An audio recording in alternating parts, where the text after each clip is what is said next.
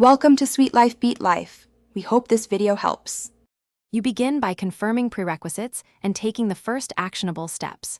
Save your work and close high CPU programs so the system can enter sleep quickly. Once done, connect the charger if battery is low to prevent wake failures. Make sure any external drives are idle. Spinning disks can block sleep. Now use your keyboard shortcut or start menu option to trigger sleep. This starts the low power state while preserving your session in memory. Next, dive into the detailed execution. Open power and sleep settings and set sensible timeouts for battery and plugged-in scenarios so sleep happens reliably.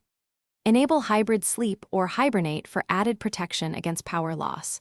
Hybrid keeps RAM active and writes state to disk. Make sure wake timers are disabled and disconnect USB devices like external drives or wireless receivers that commonly prevent sleep. Then manually trigger sleep to confirm the configured behavior works as expected. Finally, complete the process and verify success.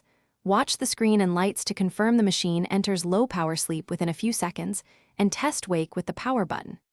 If sleep fails, check Device Manager for network adapters or mice allowed to wake the PC. Disable their wake permission. Use diagnostic commands like powercug/requests and powercug/lastwake to identify blocking apps or drivers. Once you resolve the blocker, repeat sleep to ensure the fix works. Thanks for watching. Consider subscribing if we helped you.